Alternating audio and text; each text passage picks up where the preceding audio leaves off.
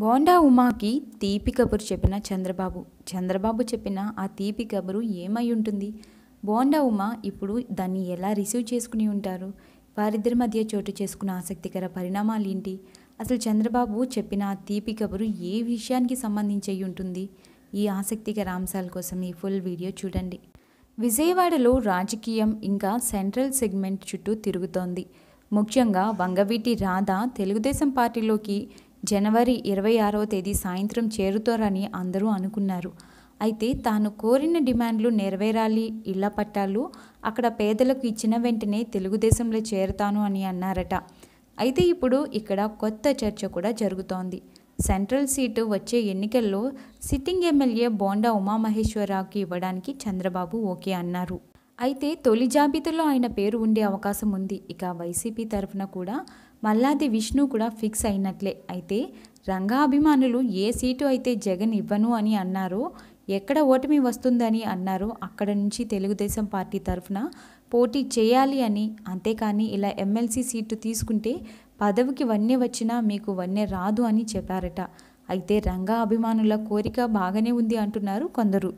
ఇక పేదలకు పట్టాలు ఇచ్చేందుకు ప్రభుత్వంపై ఒత్తిడి తెచ్చేందుకు రాధా పార్టీలోకి రావాలా వద్దా అని వెయిట్ చేస్తున్నారట. ఇది పెద్ద ప్రాసెస్, సో ఇది కాస్త సమయం పడుతుంది అంటున్నారు రెవెన్యూ అధికారులు. అయితే సిట్టింగ్ ఎమ్మెల్యేగా ఉన్న బోండా ఉమామహేశ్వరరావుకి కాదు అని రాధాకి టికెట్ ఇచ్చేందుకు సుముఖంగా లేరు అని తెలుస్తోంది.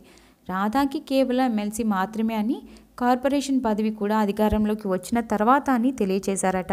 ఇక కాపుల్లో చాలామంది సీనియర్ లీడర్స్ ఉన్నారు అని, ఇప్పుడు రాధాకి అన్ని పదవులు ఇచ్చినా వారి నుంచి పార్టీపై వ్యతిరేకత పెరుగుతుంది అని బాబు ఆలోచించారట. సో ఎమ్మెల్యే బోండా ఉమా సీటుకు ఎటువంటి ఎర్త ఉండదు అని అంటున్నారు తెలుగుదేశం నేతలు. అయితే రంగా రాధా మిత్రమండలి కోరినా సరే అక్కడ సెంట్రల్ సీటు రాధాకి ఇవ్వడానికి బాబు సుముఖత చూపడం లేదట. బోండా ఉమాకి తీపి కబురు చెప్పిన చంద్రబాబు ఈ వార్తపై మీ అభిప్రాయాన్ని కూడా కామెంట్ రూపంలో తెలియజేయండి. యూట్యూబ్లో అనేక ఛానల్స్ ఉన్నాయి, కానీ ఇంతగా పొలిటికల్ అప్డేట్లను, అనాలిసిస్లను టైంకి మీకు అందించే ఛానల్ మనది మాత్రమే. అసలు మిస్ అవ్వకుండా సబ్స్క్రైబ్ బటన్ని నొక్కండి. ఈ వీడియో అనే కాదు, మన ఛానల్లో ఏ వీడియో బాగుంది అనిపించినా మీలాగా పొలిటికల్గా నాలెడ్జ్ ఉన్న వాళ్ళతో షేర్ చేసుకోండి.